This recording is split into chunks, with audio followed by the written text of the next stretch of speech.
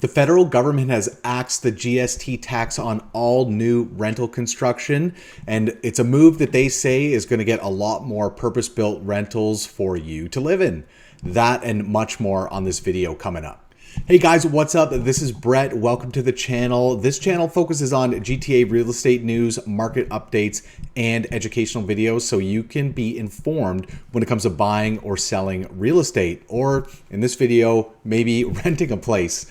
If you find any part of this channel valuable, what I'd like you to do is consider subscribing to the channel so you don't miss any of my upcoming videos. So the simple reason that they eliminated this tax is to get more of these projects to actually pencil. So actually be able to build them in a profitable way, because otherwise, these companies won't build these places if they're not making a profit. And guess what? That is okay. I know there's a lot of people out there, a lot of activists who will say that if these companies are making money, that's somehow inherently bad. But it benefits everybody because it actually adds housing supply. And if you are in the market looking for a rental, you know that in this environment, it is crazy out there, and rental listings are having multiple bid scenarios happening to them. And when we have supply to meet the demand, and the renters actually have some more choice, then prices will start to come down. Simple supply and demand fundamentals right here.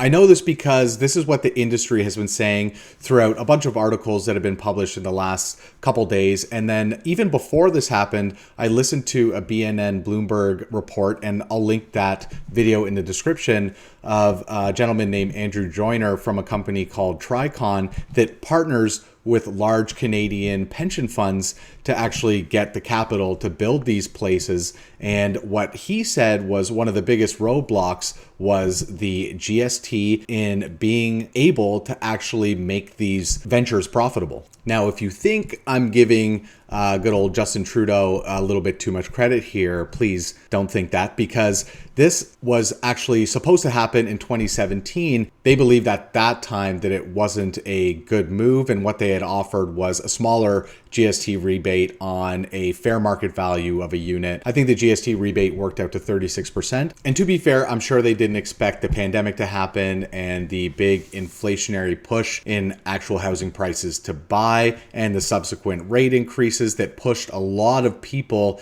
into the rental market because of the unaffordability of buying now. In conclusion, this will mean a little bit of rental relief for renters out there. But what I'm thinking about now is, what does it mean for the Canadian dream of home ownership? And I think there's a potential for a shift in this country to have a nation of renters rather than people who can afford to purchase a home. So maybe that dream of Canadian home ownership is slowly dying, which is, sad for a lot of people who had aspirations of purchasing property. If we're to keep it alive, I think what's going to need to happen is some sort of government incentive, like maybe axing some sort of taxes, which I think in large part work a lot of the times to get things going and get things built on the residential sector for people wanting to buy a home. If you have any ideas on how that can be achieved, what I'd like you to do is drop a comment down below and let me know what you think. Now, when it comes to the broader economy, I think this probably comes at a bad time, because if we're hitting an economic slowdown or recession, what is happening is that tax receipts are going to be going down,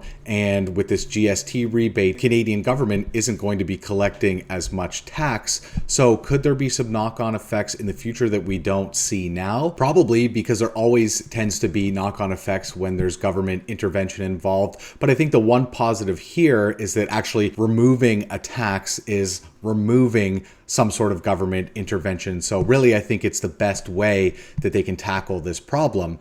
But that's it for this video. I'm not going to get into any more tangents, and we will see you on the next one.